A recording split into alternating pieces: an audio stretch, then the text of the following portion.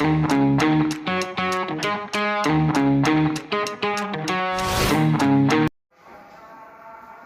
pinggir lapangan.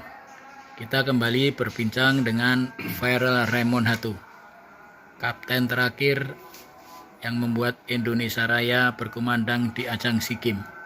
Sekarang beliau bercerita pengalamannya tentang SEA Games 91, emas terakhir yang diraih hampir 20 tahun lalu. Ketika itu sudah menjadi kapten, Om ya? Jadi gini, saya di SEA Games 89 itu masuk tim tapi di last minute. Jadi SEA Games 89 Kuala Lumpur itu SEA Games 15 di Kuala Lumpur tahun 89 itu cikal bakalnya adalah tim yang untuk pra Piala Dunia 90 itu, ya kan, yang TC di Jerman. Nah, setelah dia itu pelatihnya Basiska, Ya. Basri, Iswati Idris dan Kadir. Abdul Kadir. Nah, setelah itu main di babak penyisian di level Asia lawan Jepang langsung diajar 7-0. Jadi itu tim berantakan. Nah, selesai itu mereka harus persiapan untuk SEA Games. Dibongkarlah timnya. Nah, tim itu dibongkar. Nah, saya masuk di situ. Pelatih ketika itu siapa? Tetap sama. Tetap Basiska. Tapi mereka bongkar. Nah, saya masuk di situ. Saya di pertandingan, kan kita main 3 kali penyisian, 2 kali saya bukan kapten, masih Harry Case. Pertandingan ketiga saya sudah kapten menggantikan Harry Case. Kenapa terjadi pergantian, Om? Oh, itu terjadi intrik di sana. Jadi hasilnya jelek. Akhirnya mereka bongkar timnya, saya kapten. Nah, masuk di kapten itu 3 pertandingan terakhir saya sudah kapten. Nah, pertandingan terakhir kita menang, kemudian kita masuk semifinal. Nah, semifinal tuh kita lawan Singapura, itu saya kapten. Kalah kita sama Singapura. Kemudian untuk perunggu itu lawan Thailand, kita menang adu penalti. Nah, dari situ terus kita masuk di persiapan kompetisi normal. Kemudian untuk SEA Games berikutnya Pak Pardono mencanangkan kita harus berhasil. Nah, klubnya sudah Petrokimia, Om ya? Saya sudah Petrokimia. Kemudian waktu itu kita kan kompetisi, persiapan kompetisi, datanglah Polosin, bantuan dari Rusia. Nama pelatihnya Polosin dan Yurin. Nah, ditentukan Anatoly Polosin dan Vladimir Yurin. Nah, ditentukan asisten pelatihnya Mas Danur Indo. Nah, mereka bertiga. Mereka datang, kelilinglah mereka ke seluruh Indonesia di pertandingan-pertandingan. Kebetulan kita persiapan kompetisi itu ada Piala Hamengkubuwono di Jogja. Bertemulah Petrokimia Putra melawan Perkesa Mataram di Jogja. Nah, Bang Is almarhum adalah pelatih Perkesa. Petrokimia dikerjain wasit, akhirnya kita berantem menghantam wasitnya. Saya diskors 6 bulan. Gitu. Itu ceritanya. Datanglah, jadi Pak Akub waktu itu masih ketua liga. Akub Zainal. Dia kan Perkesa. Pak Akub itu kan Perkesa. Belum ada Rema. Dia masih Perkesa. Nah, di situ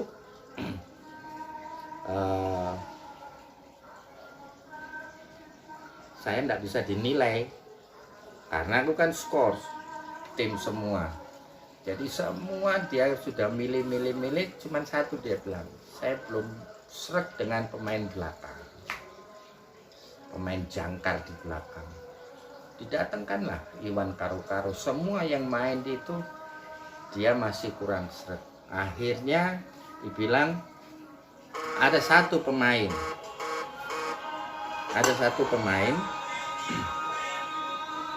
yang dalam skor, tapi gitu kan saya tidak bisa nilai, kan menyalahi aturan. PSSI butuh Tapi saya dalam skorsing saya tidak bisa dimainkan di pertandingan manapun, ya kan? Akhirnya latihan rahasia, saya diterbangkan. Latihan lah saya kita. Tahun berapa itu? 90 ya? Tahun 90 awal kan 89 ya 90 itu 90 akhir November, karena kita habis November akhir, karena itu habis itu kita ke Sydney, TC-nya kan pertama di Sydney.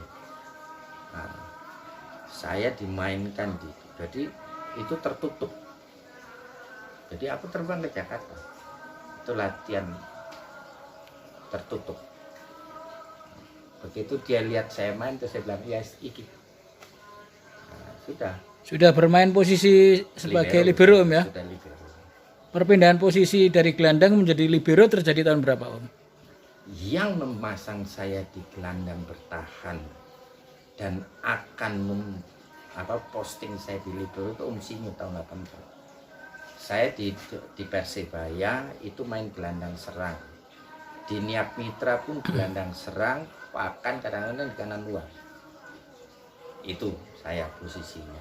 Jadi kemudian di tempat Sinyo itu saya menjadi gelandang bertahan.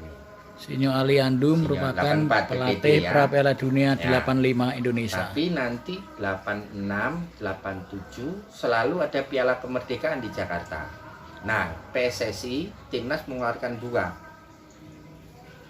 yang A dan yang B. Yang A itu Om Bercel almarhum, karena persiapan Asian Games dan SEA Games 87. B-nya ini Om Sinyo. Nah, disitulah saya sudah mulai menjadi libero. Pelatihnya Om Sinyo tapi Indonesia B.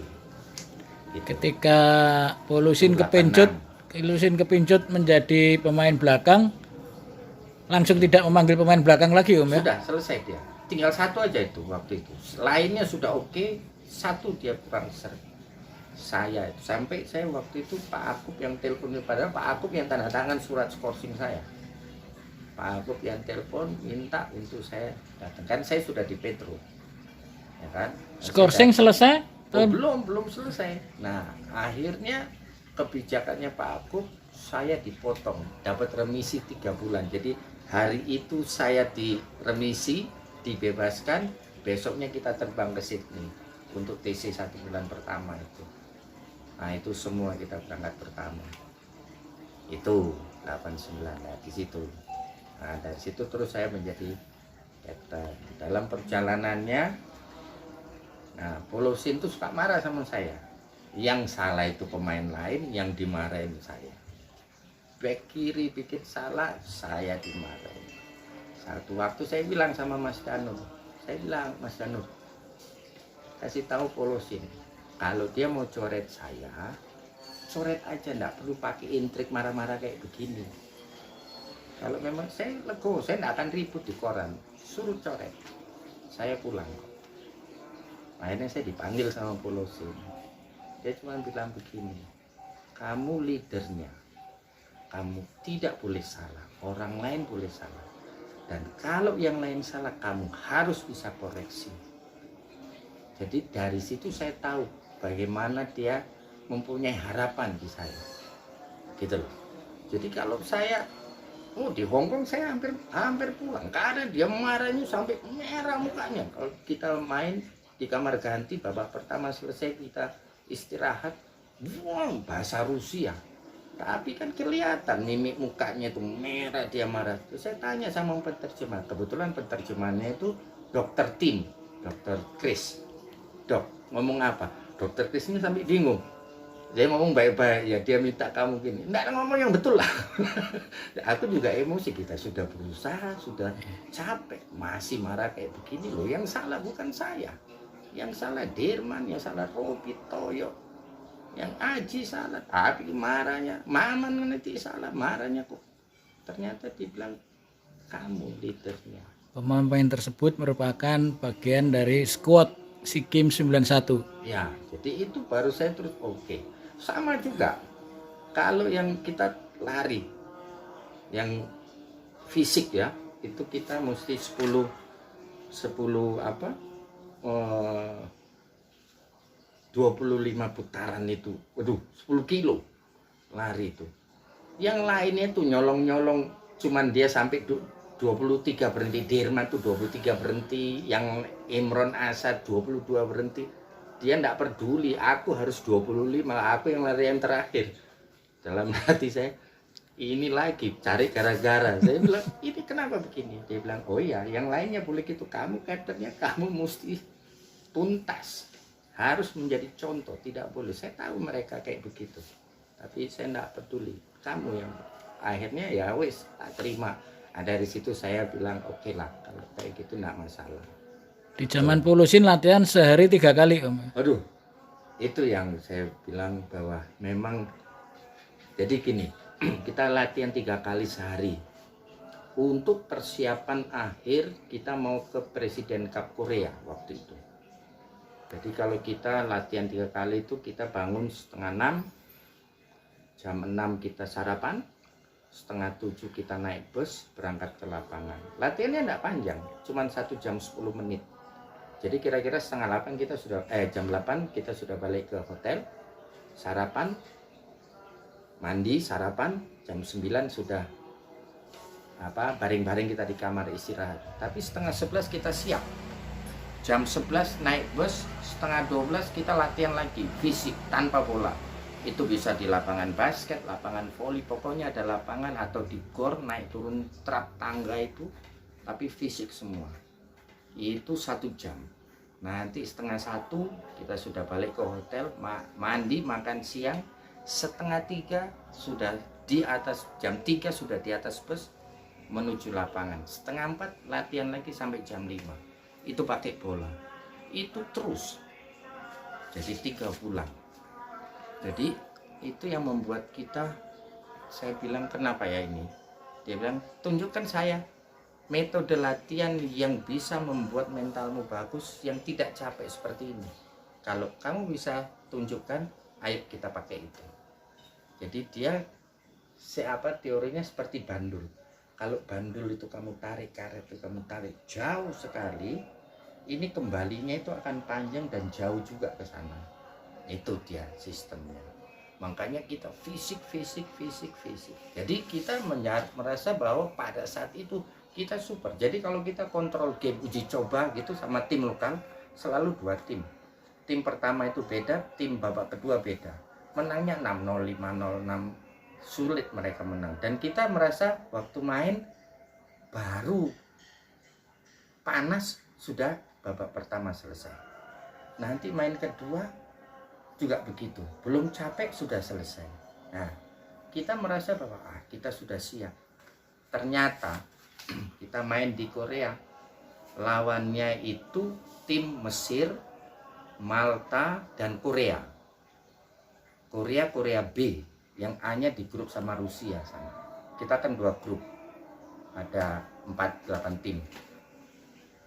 Kita main pertama lawan Malta, dihajar 3-0. Malta ini ex Piala Dunia. Kemudian lawan Mesir, dihajar 6-0. Padahal Mesir di Piala Dunia 90 itu lumbung gol tim-tim lainnya. Nanti lawan Korea kita kalah 3-0. Bayangin itu di bulan Oktober. November, Desember kita berangkat SEA Games. Itu di dalam negeri hancur lebur, kita dihajar di koran. Karena bagaimana mau ke SEA Games, mau target juara, kamu kalah 12-0 di sebelah sana. Tanpa bisa. Ternyata level kita jauh sekali dibanding mereka. Padahal tim Mesir waktu itu setelah dia Piala Dunia Juni-Juli ya 91 kan itu Oktober, jadi sudah 1 tahun ini tidak pernah latihan bareng mereka karena mereka main di klub lain masing-masing. Hanya kumpul seminggu tim Mesir itu, kita diajar 6-0, nggak bisa nututi. Cara mainnya lebih powerful, lebih determinatif, lebih cepat, powernya lebih gede. Ternyata kita itu di level itu saja kita itu jauh dengan level Piala Dunia. Apalagi sekarang tambah jauh lagi. Tapi jadi kenapa mimpi di SEA Games bisa menjadi berubah Artinya, gitu. betul. Artinya Polosin dia sudah hitung. Dia bilang, kamu kalah 6-0, 3-0, itu lawan tim yang levelnya Piala Dunia. Besok kamu main dengan level yang ASEAN ini. Dan kalau lawan ASEAN ini, kamu tidak mungkin bisa lebih jelek dari mereka. Itu pegangan kita sebenarnya. Kenapa? Karena sebelum main, kita selalu menganalisa kekuatan lawan, kelemahan lawan, dan kekuatan kita, kelemahan kita. Jadi kita sebelum main, kita sudah tahu kita ini mau kalah berapa. Sulit menang. Kalau mau menang, memperkecil kekalahan, bagaimana kita cara mainnya. Tapi kita sudah paham. Jadi kita masuk lapangan, kita sudah mantap. Kita harus main dengan ini. Karena kita harus punya strategi cara main yang harus dilaksanakan. Tapi skema. di SEA Games gimana waktu itu hasilnya? Nah, Di partai-partai di SEA awal Games, sebelum final. Nah, di SEA Games kita masuk. Nah, kita sudah punya keyakinan dalam diri kita. Karena kita sebelumnya itu, kita juga uji coba lawan Vietnam di Lebak Bulus. Vietnam lu kalah 5-0 di Lebak Bulus sama kita. Jadi kita terus dia bilang, ini lawan calon lawan, ya kira-kira levelnya seperti gini. 5-0 kita menang di mana-mana. Dan terbukti di Filipina kita juga kalahin 1-0. Itu pun di pertandingan terakhir sudah tidak menentukan. Karena kita main pertama lawan Filipina menang, kemudian lawan Malaysia menang, sudah pasti masuk babak semifinal kan. Pertandingan kedua itu pemain cadangannya masukin supaya ada rotasi di sebelah sana. Jadi kita sudah yang dihitung memang hanya Thailand, karena Thailand masuk ke SEA Games 16 Manila itu dengan predikat 4 besar Asian Games Beijing tahun 90. Nah, kita tidak berangkat ke Beijing tahun 90 karena kita tidak juara Piala Kemerdekaan. Kita runner up, kalah lawan Australia waktu itu.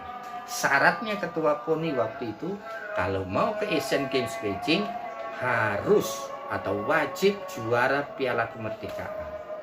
Dan kita lawan Australia waktu itu, kita sudah bilang bahwa kita kalah pengalaman sama mereka. Power kita tidak kalah, tapi pengalaman kalah. Tidak boleh bikin kesalahan. Nah, kesalahan itu dibuat oleh Gunung Ginting. Passing ke tengah, serobot, gol, selesai, bubar kita. Nanti ada fotonya pemain Australia itu menenangkan saya karena saya kecewa kita nggak berangkat ke Asian Games Beijing. Di semifinal Indonesia bertemu dengan Singapura. Ya. Jadi waktu itu Singapura ini penuh dengan pemain-pemain berpengalaman. Ada Sundramoorthy, ada Fandi, ada David Lee, ya, terus Malik Awab. Fandi Ahmad dan ya. David Lee di masa mudanya membela Niak Mitra Surabaya. Betul, ya, jadi ini masih pemain utamanya dia. Saya bilang sama Sudirman waktu itu, karena kita lihat setiap sebelum bermain kita pasti menganalisa pertandingan, dan itu menunjukkan bahwa Fandi ini akan sangat berbahaya apabila dapat umpan dari Malek atau dari Sundramoorthy. Jadi dua yang bisa dilakukan, matikan Fandi atau matikan bola yang akan, atau hambat bola yang akan menuju Fandi. Dari mana? Dari Malek dan Sundramoorthy. Pertandingan normalnya skor berapa itu? Kita 1-1 kalau tidak salah. Kemudian perpanjangan waktu dan adu penalti. Dan adu penalti. Dan saya bilang sama Dirman, kamu karena pemain belakang dan Fandi di depan, tugasmu keluarkan Fandi, tapi tidak boleh kartu. Tidak boleh kartu. Free kick oke, tapi tidak ada kartu. Nah, betul. Ada momen bola atas, Fandi naik, Dirman naik, sikutnya itu kena ini. Langsung jatuh, gotong keluar, ganti, selesai Singapura. Dari situ kita baru mainkan temponya. Temponya adalah kita main cepat. Jadi kita paksakan mereka main cepat. Fandi sudah tidak ada, jadi tidak ada bahayanya. Silakan mereka main di tengah, kuasai. Karena pemain kita kan skill kurang, teknik kurang, pemahaman kurang. Mereka pengalaman, kita pengalaman kurang. Muda-muda, ada Heriansa, ada Maman, ada Toyo. Ini kan pemain keras, fisik kuat, tapi pengalamannya kalah dengan Singapura. Ketika penalti Om, disitulah kita di perpanjangan 2x15 kita naikkan temponya full, sehingga akhirnya dampak yang terjadi pada saat adu penalti mereka sudah tidak punya tenaga. Dari 5 tendangan, 3 ini tendangannya di luar semua, tidak terkontrol. Disitulah kita menang dengan Singapura. kemudian bertemu dengan Thailand. Thailand juga begitu, beda dengan Singapura. Thailand ini lebih komplit dari Singapura. Jadi kita mesti betul-betul fight. Sama, kita sudah bilang kita capek, tapi dia juga capek. Sekarang tinggal adu fisik. Temponya mesti tinggi. Jadi kita atur tempo. Di 10 menit pertama kita langsung tekan. Nanti 15 menit tidak ada perubahan, kita turunkan lagi tempo. 10 menit terakhir babak pertama, 35 menit ke atas, naikkan lagi tempo. Itu kita ulangi di babak kedua, sama. Tapi kita sama-sama kuat. Tapi kita masih menang fisik. Artinya apa? Di 2x15 terakhir kita full speed keluarkan. Kita capek, tapi kita yakin dia pasti lebih capek. Karena kita fisiknya kita merasa kita, dan itu terbukti. Di adu penalti sama kejadiannya. Mereka sudah turun karena capek, kontrolnya turun, sehingga akurasi untuk tendangan penalti sudah turun banyak. Tapi kita memang masih steady. Memang Jadi sudah semua dilatih penalti juga Om, sama Ulusin. kita latih adu penalti. Anatoli sudah memperkirakan ini bisa atau kemungkinan besar terjadi adu penalti. Jadi kita latihannya adu penalti, nendang penalti kita. Om Farel memang selalu dari penendang pertama Om ya? Sejak dari SEA Games 89 saya selalu penendang pertama kalau penalti, karena yang lainnya kejadian 89 ya, 89 itu Rulinere, Heri Kiswanto, almarhum Ricky ini lari, nggak berani tendang. Makanya penendang terakhir di SEA Games 89 itu Edi Harto bilang oke, saya pilih. Edi yang nendang, baru kita menang. Ketika final penendang pertama Om Farel, Kedua itu Yusuf. Yusuf Eko Dono itu nggak masuk kalau nggak salah. Yusuf Jadi masuk kita- dengan tembakan Yusuf masuk ya. gayanya yang Nah, terkenal. terus kita sampai kena 3-2, kita sempat kalah sama Thailand. Nah, yang tendangan terakhir kan kita sampai 6 kalau nggak salah di final. Terakhir Sudirman itu. Karena 5 sama-sama 5, kita sama-sama 3-3 kalau nggak salah. Sama-sama 2 tidak masuk. Yang nggak masuk itu kalau nggak salah, kalau nggak Widodo juga sama satu lagi. Nah, penendang ke-6 itu Sudirman. Nah, masuk, mereka nggak masuk, selesai kita juara. Nah, sampai di situ kita waktu itu sudah terbayar. Ya, inilah wawancara dengan Farel Raymond Hatu, kapten terakhir Indonesia menerima medali emas di SEA Games. Momen yang terjadi sudah hampir 30 tahun lalu. Salam pinggir lapangan.